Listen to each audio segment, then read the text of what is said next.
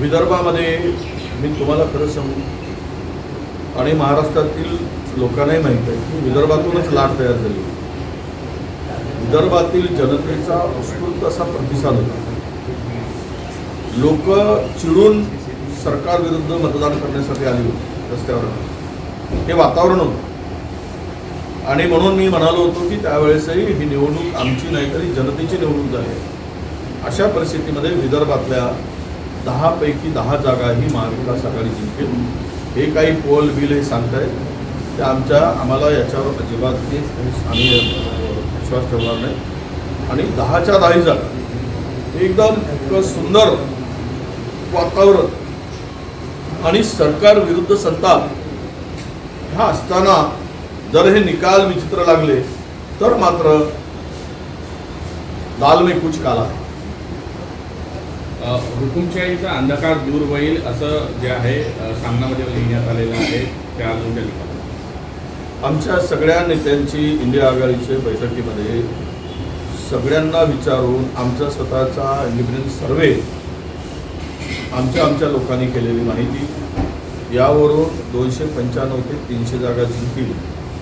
त्यामुळे हुकुमशहाचा अस्त हा ठरलेला आहे.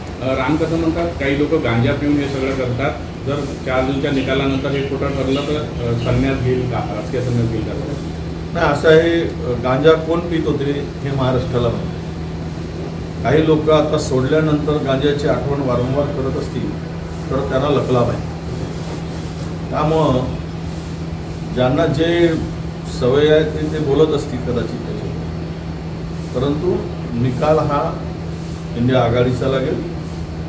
आता संन्यास बिन्यास राजकीय कोणाला घ्यायची पाळी येईल हे 4 तारखेनंतर कळेल.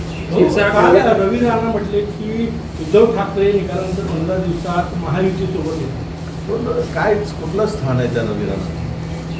लचकपणे भाजपच्या मागे धावणारा माणूस, न बोलवताही पडणारा माणूस, जबरदस्ती न चिपकणारा माणूस, अनेक ठिकाणी अनेक वेळा स्वतःचा निर्णय बदलणारा माणूस. त्या माणसाला किती महत्त्व द्यायचं?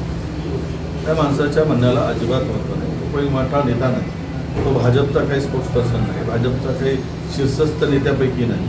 तो काहीतरी बोलतो आणि आपण सगळे दाखवतो. त्यामुळे मला कुठेही तथ्य नाही आणि त्यावर बोलण्याची गरज पडते. उद्या मतमोजणी होणार आहे. संपूर्ण देशाचं लक्ष लागणार आहे. काँग्रेसच्या ज्येष्ठ नेत्यांनी सुद्धा या सगळ्या प्रक्रियेवर लक्ष ठेवण्यास सांगितले. ईव्हीएम बदलण्याच्या शंका अनेक ठिकाणी व्यक्त केल्या आहेत. नाही, आम्ही सगळ्या ठिकाणी लक्ष ठेवून आहोत. बारकाईनं लक्ष आहे.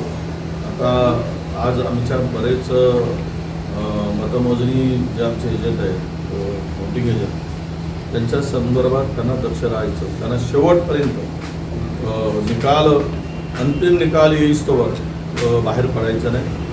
आहे तिथेच राहायचं. त्याच्या पद्धतीनं सुरुवातीलाच C-70 फॉर्मला टॅली करून घेतल्याशिवाय मतमोजणी करू नये अशी आमची आग्रही मागणी असणार आहे. तुम्ही पहिल्यांदा टॅली करून द्या.